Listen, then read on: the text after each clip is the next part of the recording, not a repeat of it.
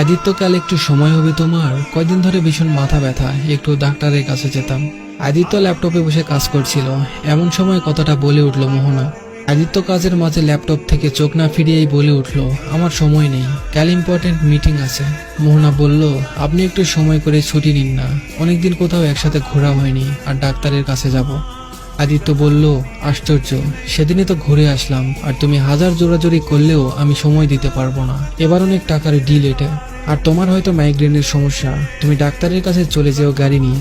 মোহনা আর কিছু না বলে অশ্রুসিক্ত নয়নে আদিত্যের দিকে তাকিয়ে বিছানায় শুয়ে পড়ল।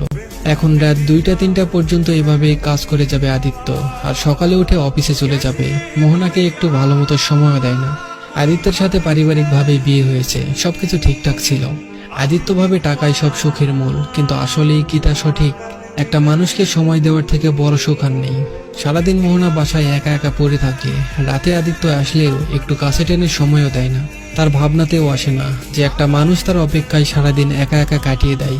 এই না যে আদিত্য মোহনাকে ইগনোর করে, সেও ভালোবাসে মোহনাকে, কিন্তু ওই যে টাকায় সব ভাবে সে।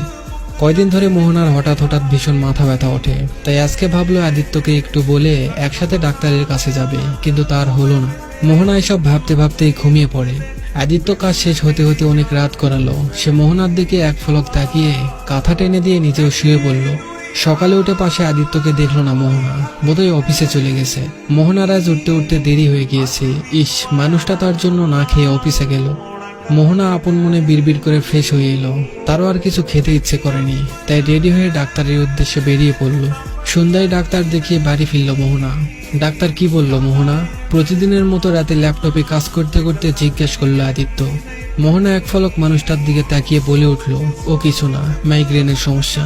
আদিত্য আর কোনো জবাব না দিয়ে কাজ করতে লাগলো, আর মোহনা কাঁদো কাঁদো চোখে আদিত্যের দিকে তাকিয়ে রইল। দিন যতই যায় মোহনার মাথা ব্যথা ততই বাড়তে থাকে।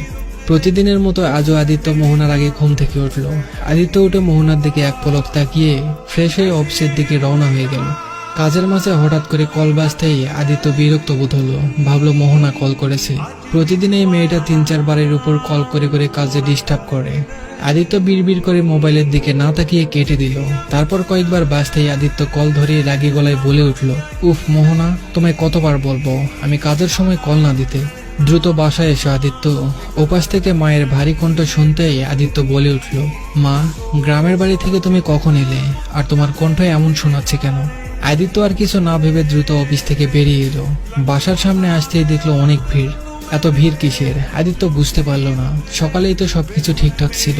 আদিত্য দ্রুত ভিড় ঠেলে ঢুকতেই দেখলো সাদা কাপড়ে ঢাকা তার প্রিয়তমা প্রেয়সী শুয়ে আছে। আদিত্য স্তব্ধ। সে দ্রুত গিয়ে এগিয়ে মোহনার পাশে মেঝেতে ধপ করে বসে পড়ল। পাশেই অদূরে তার মা মুখে আঁচল ঢেকে কাঁদছে। আদিত্যের এখনো বিশ্বাস হচ্ছে না তার মোহনা আর নেই। সে এক দৃষ্টিতে মোহনার দিকে তাকিয়ে রইল। তার এখনো বিশ্বাস হচ্ছে না মোহনা আর ফিরবে না তার কাছে, আর কোনো আবদার ধরবে না। মোহনার খাটিয়ে তুলতেই আদিত্য মায়ের উদ্দেশ্যে কাঁদো কাঁদো কণ্ঠে বাচ্চার মতো করে বলে উঠল, মা, আমার মোহনাকে কই নিয়ে যাচ্ছে? বলো না, ও একা একা থাকতে পারবে না, ও আমাকে ছাড়া থাকতে পারবে না মা। কেটে গেল 3 দিন। এখন আর কেউ এসে বায়না ধরে না, অফিসেও আর যায় না। আদিত্যের অনীহা এসে গেল সবকিছুর প্রতি। এখন আদিত্য বুঝতে পারে টাকায় সব নয়। টাকার পিছনে দৌড়াতে গিয়ে আসল মানুষটাকেই হারিয়ে ফেলল। এমনও অনেক মানুষ আছে যে টাকার খোঁজ করতে গিয়ে পরিবারকে আর সময় দেয় না।